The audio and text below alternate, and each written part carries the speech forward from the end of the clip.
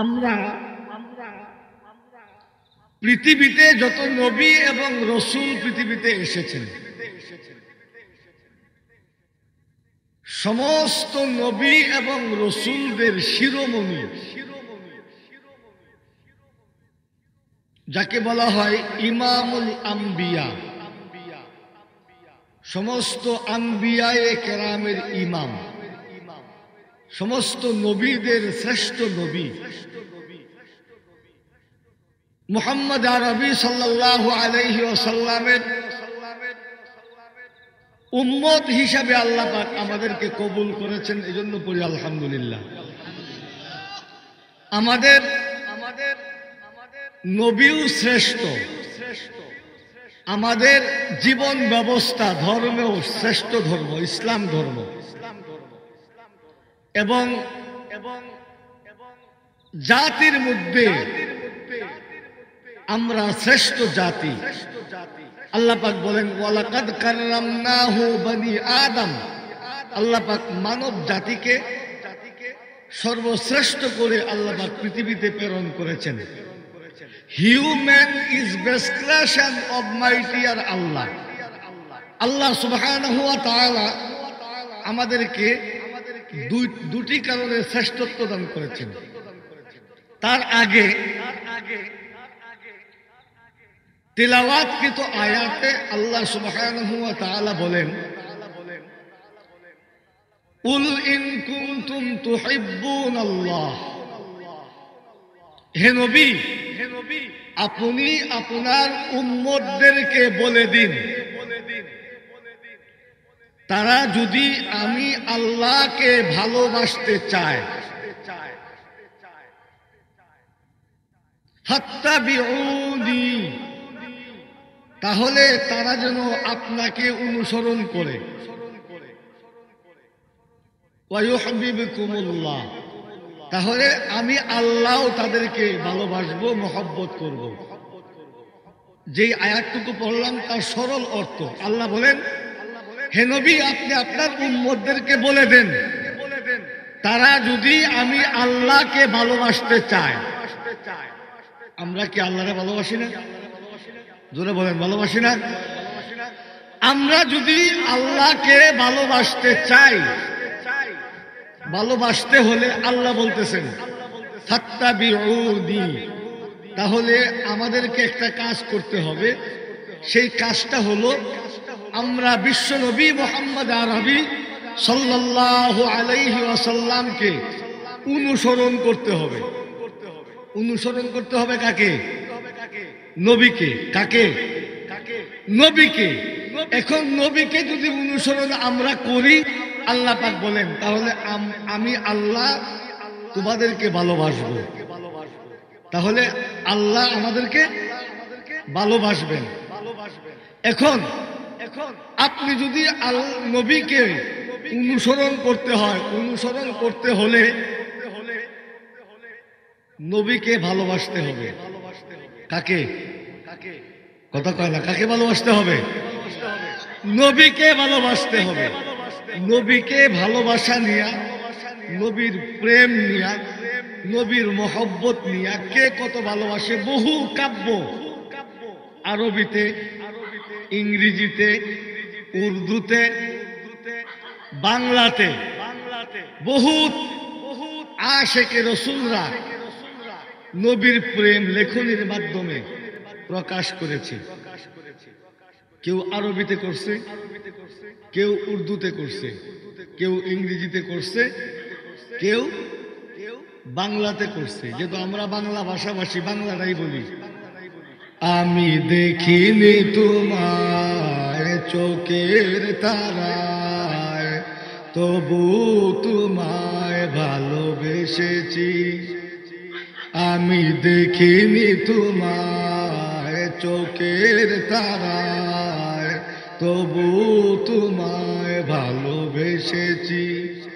মনের ওই ক্যানভাসে তোমার ছবি ভাসে, মনের ওই ক্যানভাসে তোমার ছবি ভাসে, তবু তোমার প্রেমে পড়েছি। উহুদের ময়দানে রক্ত জড়ালে দিন কায়েমের জন্যে, উহুদের ময়দানে রক্ত জড়ালে দিন কায়েমের জন্যে, পাথর বুকে ফুটালে ফুল মনুষ্য জাতে ছিল শূন্য, শত জ্বালাতন সয়েছ তুমি, সেই কাহিনী শুনে কেঁদেছি। মনের ওই ক্যানভাসে তোমার ছবি ভাসে, তবু তোমার প্রেমে মরেছি। ঠিক কিনা? এটা হলো রসুলকে আবেগ নিয়ে লিখছে, আবেগ নিয়ে। আমাদের হলো এটা আবেগ। আর সাহাবায়ে কেরাম রিদওয়ানুল্লাহ তাআলা আলাইহিম আজমাইন, তারা নবীকে ভালোবাসতেন আবেগ না, আবেগের সাথে বিবেক দিয়া। সুবহানাল্লাহ। আবেগের সাথে বিবেক দিয়া। কিরকম বিবেক? একটা ঘটনা শোনাই হাদিস থেকে। হাদিসের আলোকে বলছি, আমরা শুধু রসুলকে ভালোবাসি, ইয়া নবী সালামু আলাইকা, বরংস আপনার আমার প্রিয় নবী বিশ্ব মানবতার মহানবী, শহীদ নির্যাতিত নিপীড়িত মানবতার মহানবী, মাহবুবে কিবরিয়া, সুলতানে মদিনা, নূরে মুজাসসাম, হায়াতুন নবী মুহাম্মদুর রাসূলুল্লাহ সাল্লাল্লাহু আলাইহি ওয়াসাল্লাম হাদিসের ভিতর ঘোষণা করেছেন, আল্লাহর নবী বলেন, লা ইউমিনু আহাদুকুম হাত্তা আকুনা আহাব্বা ইলাইহি মিন ওয়ালিদিহি ওয়া ওয়ালাদিহি ওয়ান নাসি আজমাইন। আল্লাহর রাসূল বলেন, হে আমার উম্মতরা, তোমরা ততক্ষণ পর্যন্ত খাঁটি উম্মত তোমরা হতে পারবে না যতক্ষণ না তুমি আমি নবীকে তোমার বিবি বাচ্চা তোমার মা বাবা সব চাইতে বেশি মোহব্বত আমি নবীকে না করবা। সুবহানাল্লাহ। তাহলে এই হাদিস থেকে বোঝা গেল, রসুলকে ভালোবাসতে হলে আমার বাবা মা সন্তান বউ বাচ্চা এবং আমার জীবনের চাইতে বেশি ভালোবাসতে হবে কাকে? কথা কয় না, কারে? নবীকে। সাহাবায়ে কেরাম নবীকে জীবনের চাইতেও বেশি ভালোবাসতেন, জীবনের চাইতেও বেশি ভালোবাসতেন। কেমনে ভালোবাসতেন? একটা ঘটনা শোনাচ্ছি অল্প সময়ের মধ্যে। হযরত আমর ইবনুল আস রাদিয়াল্লাহু তাআলা আনহু আল্লাহর নবীর একজন সাহাবীর নাম হযরত আমর ইবনুল আস রাদিয়াল্লাহু তাআলা আনহু। তার কিছু সৈন্য নিয়া সাহাবায়ে কেরামদেরকে নিয়া জেরুজালেমের চৌরাস্তায় গেছেন। জেরুজালেম আক্রমণ করবেন, ফিলিস্তিন যেটা বর্তমান, ফিলিস্তিনে আক্রমণ করবেন। তখন এটা ছিল খ্রিস্টানদের হাতে। আল্লাহর নবীর সাহাবীরা সেই জেরুজালেমের চৌরাস্তার ভিতরে গিয়া তাবু গাড়লেন। তাবু গাড়ার পরে সাহাবী হযরত আমর ইবনুল আস রাদিয়াল্লাহু তাআলা আনহুর নেতৃত্বে এই জেরুজালেমের চৌরাস্তার ভিতরে খ্রিস্টানদের একটা ভাস্কর্য, একটা মূর্তি লাগানো ছিল। রানীগঞ্জ মিশনে আছে না পিতলের মূর্তি আছে না? জেরুজালেমের চৌরাস্তার ভিতরে মাটি দিয়া বানানো ঈসা নবীর মূর্তি খ্রিস্টানরা বানায় রাখছে। যখন তারা দেখছে মুসলমানেরা ইসরায়েলকে মুসলমান সেনাবাহিনী এখানে তাবু গাড়ছে হামলা করতে পারে এই চিন্তা করে তারা কি করলো? খ্রিস্টানদের যে নবী ঈসা আলাইহিস সালাতু সালামের মূর্তি লটকায় রাখছে, বানায় রাখছে, তাদের মধ্য থেকে একজন ঈসা নবীর মূর্তির নাক ভাঙছে। নাক ভাঙার পরে পরের দিন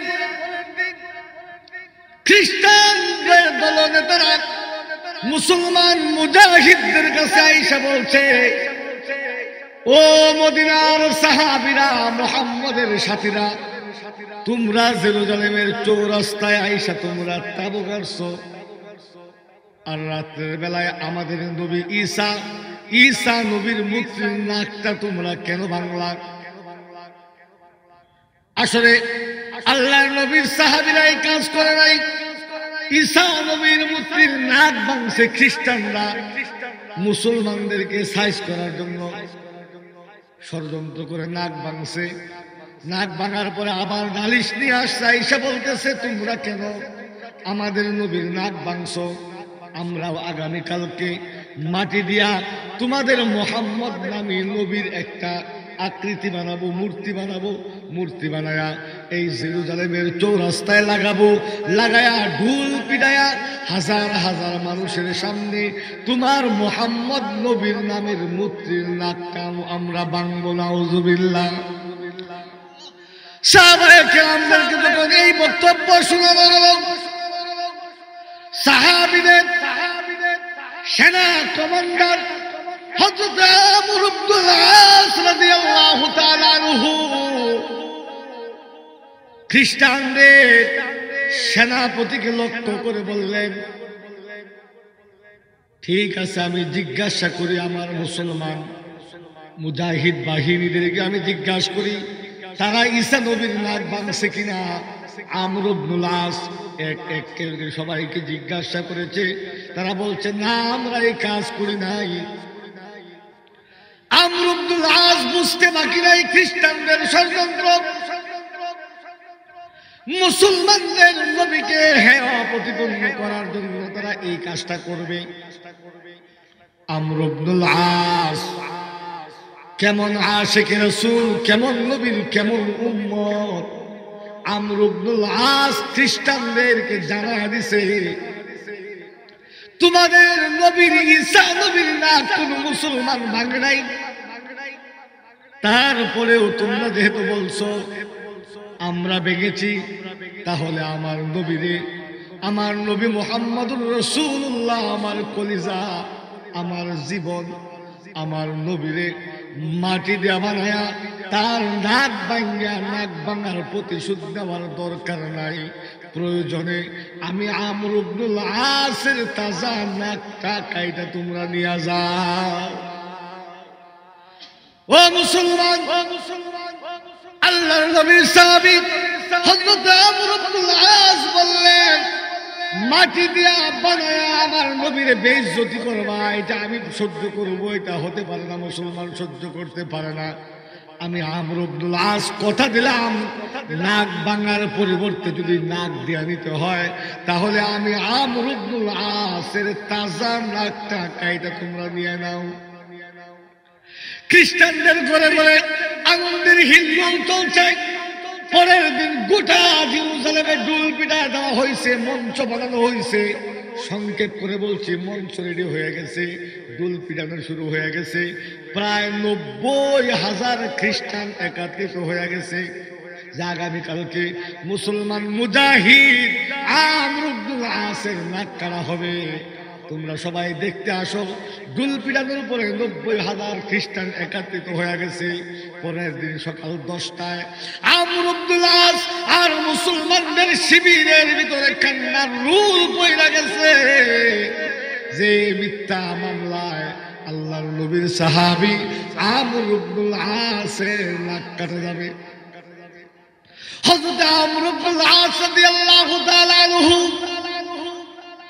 পরের দিন সকালবেলা পা পা হাঁটি হাঁটি করতে করতে খ্রিস্টানদের বানানো মঞ্চের মধ্যে গিয়ে উঠলেন। 90,000 খ্রিস্টান গ্রাউন্ডে আছে। উঠার পরে খ্রিস্টানদেরকে বললেন, আমি আমর ইবনুল আস আসছি, নাকের পরিবর্তে যদি নাক নিতে হয় তাহলে আমি আমর ইবনুল আসের নাকটা কাইটে নিয়ে যাও। খ্রিস্টানরা একজনকে রেডি রাখছে, তার হাতের মধ্যে ধারালো চাকু, ধারালো ছুরি নিয়ে দাঁড়া আছে। নেতারা অর্ডার দিব আর মুসলমানের নাক কাটবো, অর্ডার দেয়া দিছে। অর্ডার যখন দিয়া দিছে, জল্লাদ আমর ইবনুল আসের নাক কাটার জন্য সামনের দিকে আগায়া যাইতেছে। এই ভালো করে শুনেন, সামনের দিকে আগায়া যাইতেছে মঞ্চের দিকে আমর ইবনুল আসের নাকটা কাটার জন্য। যখন দায়া তার ছুরিটা আমর ইবনুল আসের নাকের মধ্যে ধরবে, নাকটা কাটবে, ঠিক এই মুহূর্তে খ্রিস্টান একজন পাদ্রী চিৎকার দিয়া কয়, মুসলমান মুজাহিদদের আমর ইবনুল আসের নাকটা তোরা কাটিস না। মুসলমানরা আমাদের নবীর নাক ভাঙে নাই, এই যে দেখ ভাঙ্গা নাক। আমার কাছে মুসলমানদেরকে বিপদে বলানোর জন্য আমি আমার নবীর নাকটা আমি নিজেই ভাঙছি।